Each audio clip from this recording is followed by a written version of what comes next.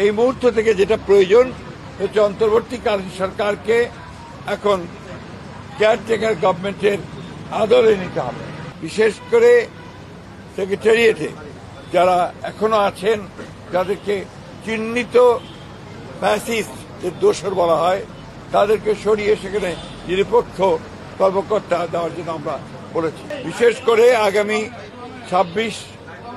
2026 ফেব্রুয়ারি মাসে যে জাতীয় সংসদ নির্বাচন অনুষ্ঠিত হবে, সেই জাতীয় সংসদ অনুষ্ঠানকে অর্থবহ, নিরপেক্ষ, সকলের কাছে গ্রহণযোগ্য করে তোলার জন্য এই মুহূর্ত থেকে যেটা প্রয়োজন হচ্ছে অন্তর্বর্তীকালীন সরকারকে এখন কেয়ারটেকার গভর্নমেন্টের আদলে নিতে হবে।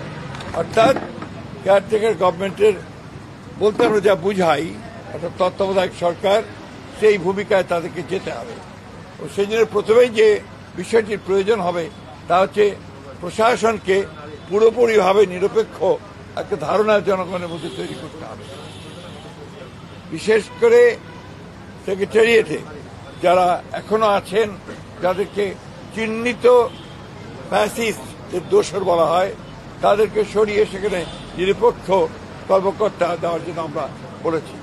আমরা বলেছি যে প্রশাসনেও, জেলা প্রশাসন বিশেষ করে, সেখানেও একইভাবে ব্যবস্থা গ্রহণ করতে হবে। এবং আমরা কিছু কিছু কথা বলে এসেছি যেগুলো আমরা মনে করেছি যে তারা এখনো সেই পুরনো সরকারের, ফ্যাসিস্ট সরকারের স্বার্থ পূরণ করছে, তাদেরকে অপসারণের কথা আমরা বলেছি।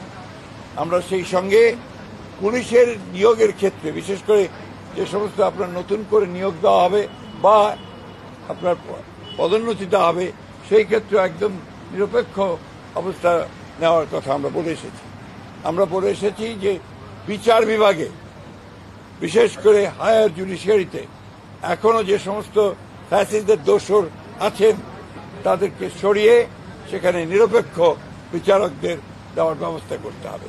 যদিও এটা জুডিশিয়ারি ব্যাপার, তারপর প্রধান উপদেষ্টা যেহেতু সবকিছু দায়িত্বে আছেন, তার কাছে আমরা আমাদের সেই কনসার্নগুলো জানিয়ে এসেছি। সরকারকে সম্পূর্ণভাবে নিরপেক্ষতা বজায় রাখার জন্য সরকারের মধ্যে যদি কোনো দলীয় লোক থেকে থাকেন, তাকে অপসারণ করার জন্য আমরা দাবি জানিয়ে এসেছি।